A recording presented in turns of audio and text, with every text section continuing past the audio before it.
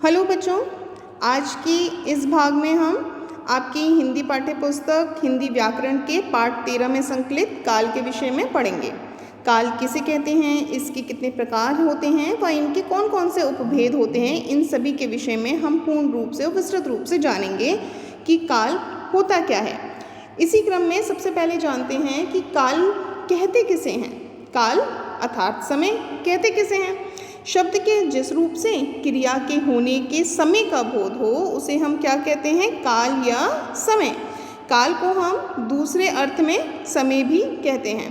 अब क्रिया जो हम काम कर रहे हैं और शब्द के जिस रूप से ये पता चले कि हमने काम कब किया था तो उसे हम क्या बोलेंगे, काल कहते हैं, जो हम उदाहरणों से स्पष्ट करते हैं। जैसे कि यहाँ पर उदाहरण आपको दिख रहे हैं। पहला उदाहरण है, मीरा पत्र लिख रही है। फिर राम सो रहा है। तीसरा, माताजी ने कपड़े धोए थे। चौथा, कल विद्यालय बंद था। और पांचवा, रेलगाड़ी आ गई है और कुम्हार सुराही बनाएगा। बच्चों, आप अगर ध्यान से देखें तो यहाँ पर ये जो वाक्य हैं भिन्न भिन्न कार्यों के अलग अलग समय पर पूर्ण होने का हमें बोध करवाते हैं। जैसे कि अगर आप ध्यान से देखो तो मीरा पत्र लिख रही है और राम सो रहा है, दोनों वाक्य कार्य के जारी होने का हमें बोध करवाते हैं। तो तीसरा और चौथा वाक्य, माताजी ने कपड़े धोए थे और कल विद्यालय बंद था, वाक्य जो कार्य के पूर्ण होने का हमें बोध करवा रहे हैं।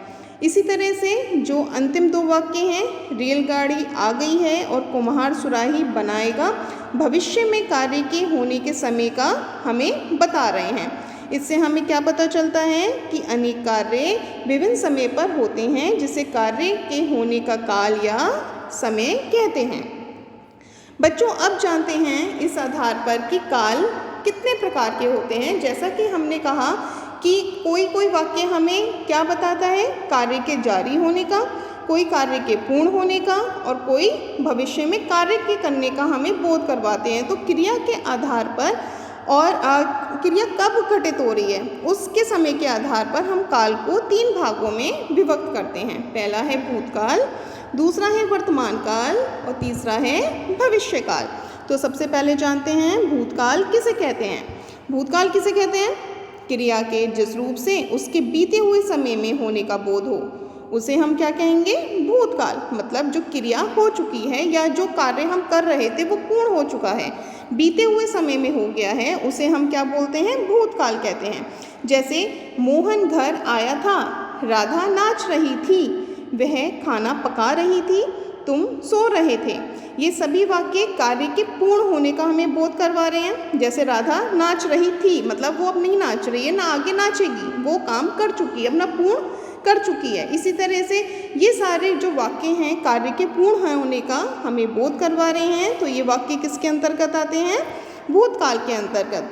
अब जानते हैं कि भूतकाल के कितने प्रकार होते हैं। बच्चों, भूतकाल के 6 भेद होते हैं।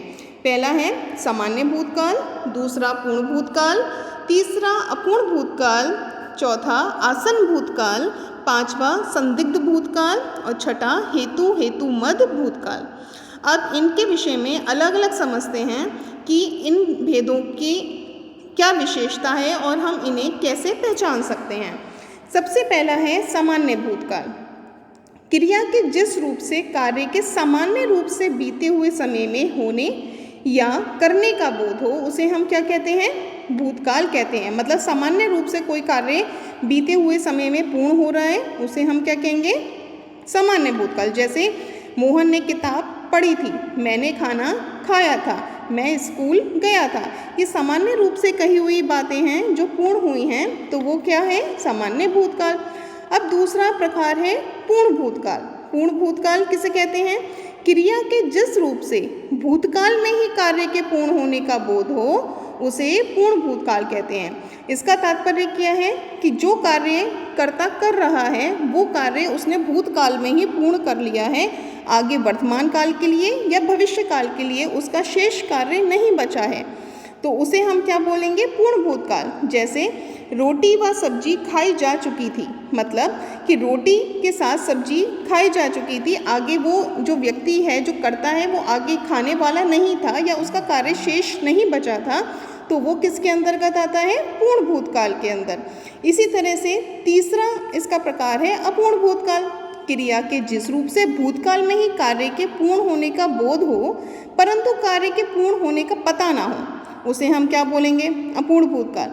मतलब कि ऐसा वाक्य जिसमें क्रिया का ये तो भान होता है, हमें ये तो ज्ञान होता है कि जो कार्य है वो भूतकाल में हो चुका होता है, लेकिन पूर्ण रूप से वो खत्म हुआ है या समाप्त हुआ है या नहीं हुआ है, इसका ज्ञान नहीं हो, तो वो क्या कहलाता है, अपूर्ण भूतकाल। जैसे कि एक उदाहरण से समझते हैं, नाटक चल रहा था, नाटक चल रहा था ये भूतकाल की बात है, लेकिन वो वर्तमान में भी चल रहा है, ये इससे वाक्य से या इस क्रिया से स्पष्ट नहीं हो रहा है, इसलिए ये किसके अंतर्गत आएगा, अपूर्ण भूतकाल।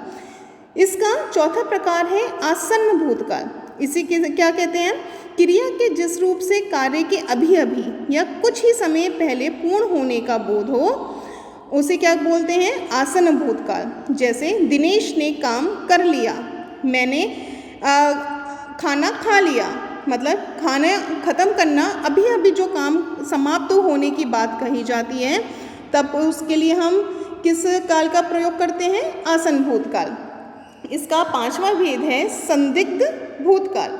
संदिग्ध भूतकाल किसे कहते हैं, क्रिया के जिस रूप से कार्य के पूर्ण होने में संदेह होता है कि कार्य पूर्ण हुआ भी है कि नहीं हुआ है, तो उसे हम क्या बोलते हैं, संदिग्ध भूतकाल।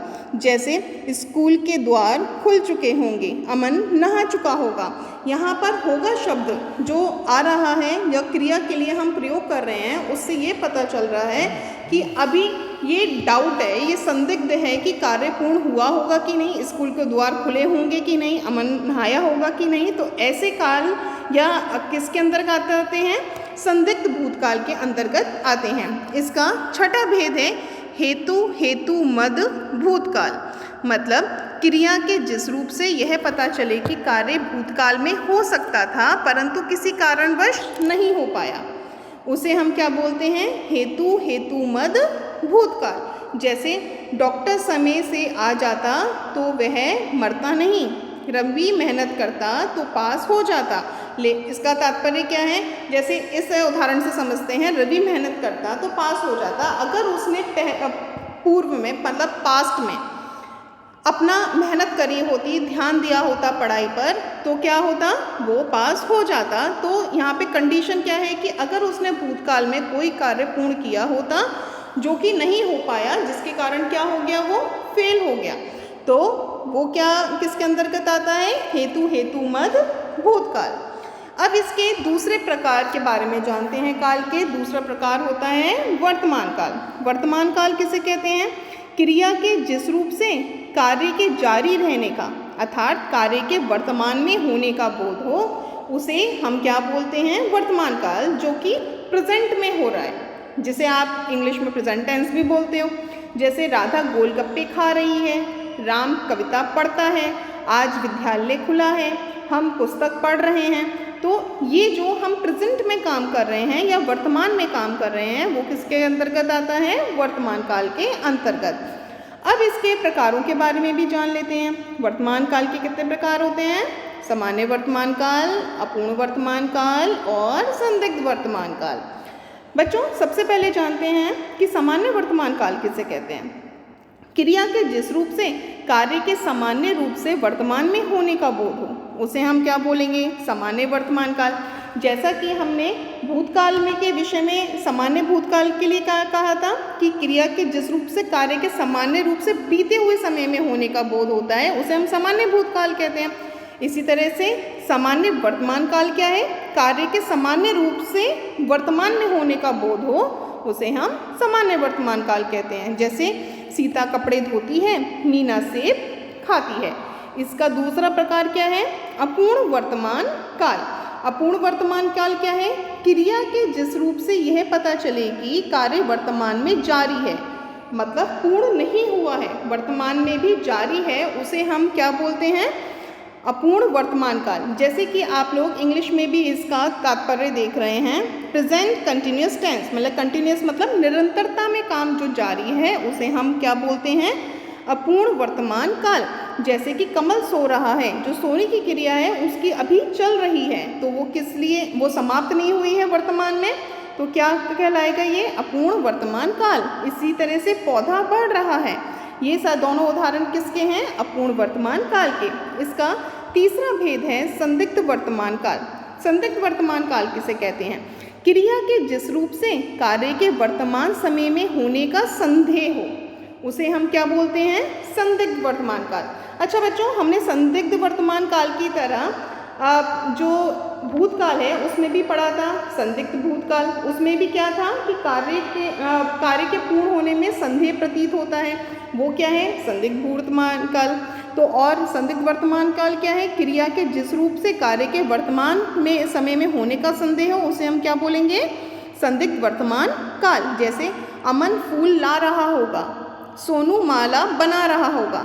अब इसमें ये संदेह है कि अमन फूल कब लाएगा, अभी लाएगा कि थोड़ी देर में लाएगा, कि ला रहा होगा जो ये शब्द है वो किस में जाएगा, कि वर्तमान में हमें संदेह है कि कार्य पूर्ण होगा कि नहीं। अब इसका तीसरा भेद है काल का भविष्यकाल। भविष्यकाल किसे कहते हैं, जैसे आप इंग्लिश में क्या बोलते हो, फ्यूचर टेंस। क्रिया के जिस रूप से भविष्य में कार्य के होने का बोध हो, उसे हम क्या बोलते हैं, भविष्यकाल। इसके हम उदाहरण से समझते हैं, जैसे हम बाजार जाएंगे, वह स्कूल आएगा, वह किताब पढ़ लेगी, हमारी परीक्षाएं शुरू होंगी। तो ये सारे जो शब्द हैं जो क्रिया के भविष्य में होने का हमें जब बोध करवाते हैं, तो हम उसे क्या बोलते हैं, भविष्यकाल। बच्चों, भविष्यकाल भी दो प्रकार के होते हैं, सामान्य भविष्यकाल और संदिग्ध भविष्यकाल। सबसे पहले है सामान्य भविष्यकाल। सामान्य भविष्यकाल किसे कहते हैं, क्रिया के जिस रूप से कार्य के आने वाले समय में सामान्य रूप से होने का बोध हो, उसी क्या बोलते हैं हम, सामान्य भविष्यकाल। बेटा सामान्य भविष्यकाल जो है वो आपके भूतकाल और वर्तमान काल के सामान्य वर्तमान काल और सामान्य भूतकाल की तरह ही है। इसमें सामान्य रूप से कोई भी भविष्य में काम करने के लिए जब बात कही जाती है, क्रिया के होने की बात होती है, तो हम वहाँ पर क्या होता है, सामान्य भविष्यकाल। इसका दूसरा प्रकार है संदिग्ध भविष्यकाल। संदिग्ध भविष्यकाल क्या होता है, क्रिया के जिस रूप से कार्य के आने वाले समय में होने का संदेह हो, उसे हम क्या बोलेंगे, संदिग्ध भविष्यकाल। जैसे शायद पिताजी रसगुल्ले लाएंगे। अब पिताजी रसगुल्ले लाएंगे कि नहीं ये कंफर्म नहीं है, संदेह है इस शब्द में लाने में उनके, तो इसलिए ये क्या है, संदिग्ध भविष्यकाल। इसी तरह से माताजी शायद लड्डू लाएं, तो ये सारी जो बातें हैं वो किस में जाएंगी, आपकी भविष्य संदिग्ध भविष्य काल में। तो बच्चों, इस तरह से हमने 3 काल पढ़े, भूतकाल, वर्तमान काल और भविष्य काल, और उनके उपभेदों को भी समझा। आप लोग भी इन सारे उपभेदों को ध्यान से समझें और इन्हें ध्यान से समझने की कोशिश करें।